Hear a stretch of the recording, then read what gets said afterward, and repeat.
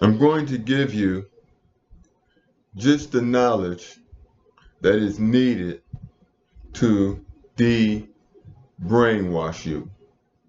Some of you will say that I am not brainwashed. Well, that's a lie. Because we've all been brainwashed to a certain degree, some more than others. And as we search for truth, we are also searching for a way out of the brainwashing.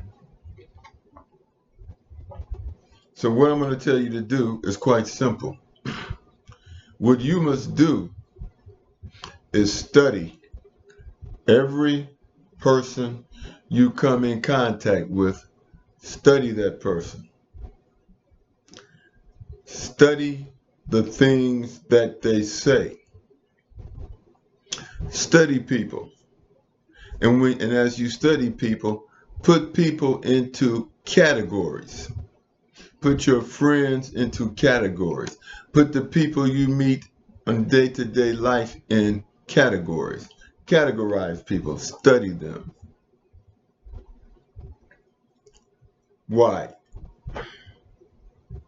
Because in studying people and categorizing people,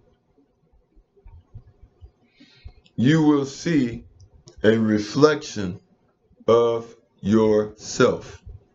You will see bits and pieces of everyone you categorize in yourself. And once you develop this category and you learn people, which is learning yourself, then you will learn what traits to rid your mind of and what traits you want to assimilate into who you are. That is the key. And when you now understand this. When you study people and you categorize them, you are living, what you are doing is living in the past. Because anytime you categorize something, you put them in the past. However, when you interact with the people that you have categorized, continue to study them, because there are many variables in life. There are many variables. And by studying people at all times, you build up what is called awareness. Awareness. And whether you realize this or not, anytime you meet a person, you subconsciously study them. Anytime you meet a person, you subconsciously study them, which is to say that you build up an opinion of them, but you're doing it subconsciously. What I want you to do is to do it consciously, because if you do it consciously, it is stored in your subconscious. It is better stored in your subconscious. And the things that are stored in your subconscious brings about intuition.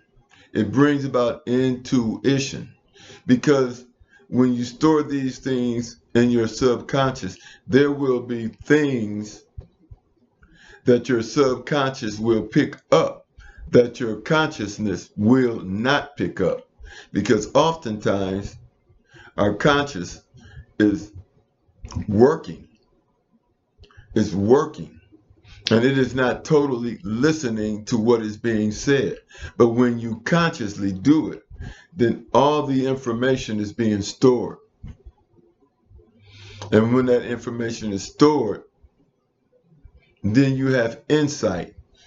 You have insight, and you don't know where it comes from. And it's intuition. So you develop your intuition by always being in a state of study. Now understand this.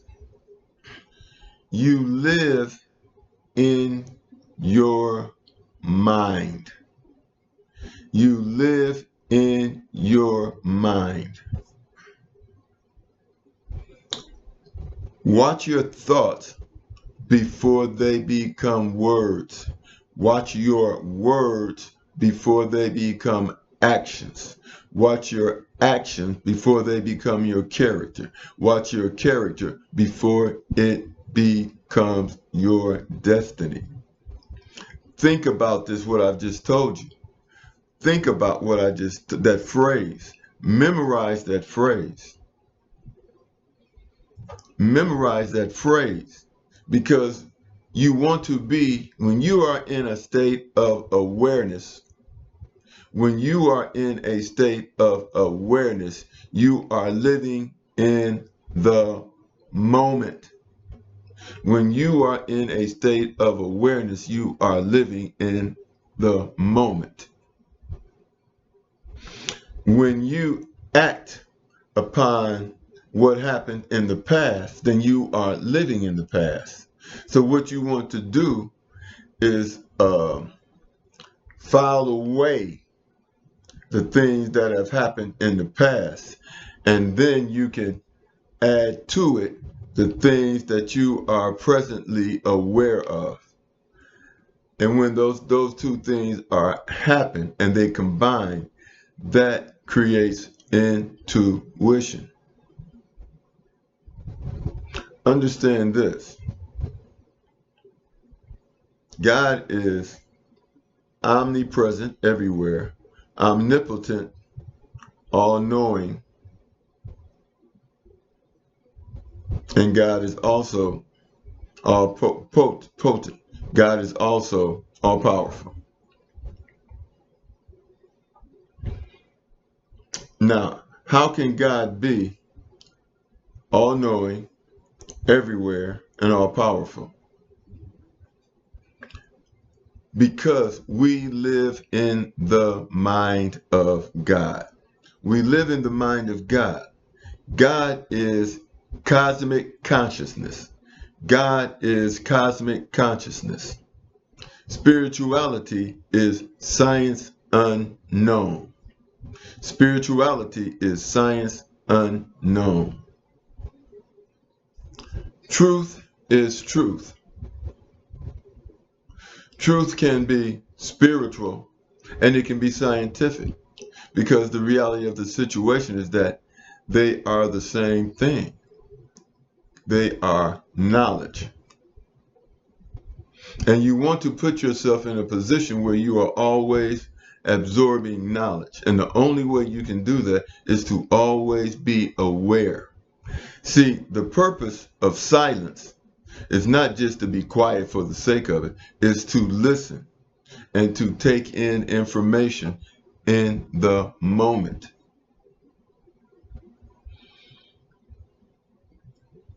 So I hope some of you will ignore this, some of you will take this and use this, but understand this.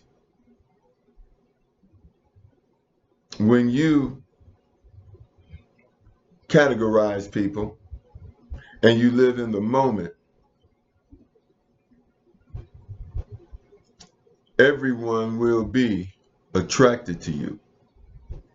Everyone will be attracted to you when you live within the moment, because you will know how to relate to everyone spiritually. And so this is what I promised I would tell you at the end of the last post I made, video I made. Because understand this, you can be your own savior. You can be your own savior if you reach deep within and become one with the Spirit of God within you. Understand this. Jesus, Yahshua, he called himself what? The Son of Man. He called himself the Son of Man. He is and he was who he was because of his spiritual studies. And his spiritual studies led to his transformation. If you study every one, quiet the mind and study every one and pay attention, there will be a shift in your mind. You see, understand this, and I'm going a little bit too far. Heaven is not a place. It is a state of mind. Heaven is a state of mind. You live in your mind. Watch your thoughts, they become words. Watch your words, they become actions. Watch your actions, they become your character. Watch your character, it becomes your destiny. Because you live in your mind. Everyone's mind is a state of being. Everyone's mind is a state of being. Some people live in a higher state of being than other people. What we call the Trinity is actually instinct, then intellect, and then spirituality. That is the trilogy. Instinct, reasoning, intelligence, and then spiritual intelligence. That is the Trinity. And it is within us all. What I'm teaching you now is African spirituality. There is but one God. And that God is cosmic consciousness.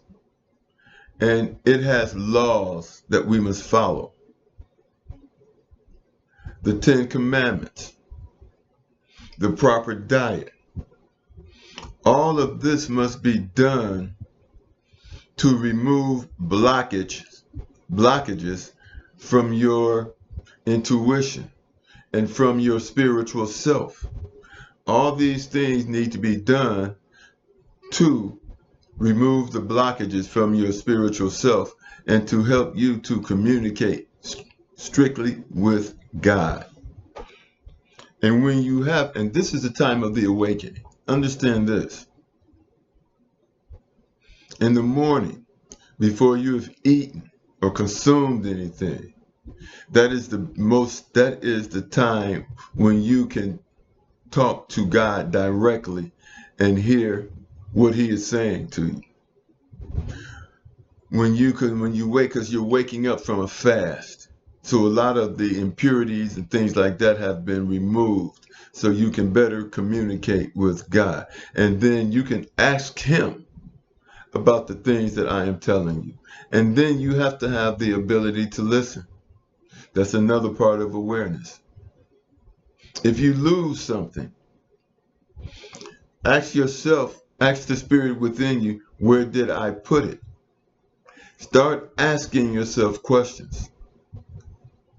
Because the Trinity is inside of you. And as you become aware of people, then you will be less instinctive. And as you become, and to be instinctive is to be emotional. And as you become less instinctive and emotional, then you will start to reason more. You will start to reason more. And reasoning will lead you to your higher spiritual self. Understand this. My job is to lead you to the spiritual waters. It's not to insist that you drink or try to make you drink. When you are thirsty, then you know where the spiritual waters are and you know what to do. When you go to my video, my home channel, there's a video that will explain to you what you must do to remove the obstructions between you and your spiritual self. And this is about the diet in the Bible, not eating pork, shellfish, blah, blah, blah, blah, and following the 10 Commandments. All these things are for a reason. Namaste. Peace be unto you.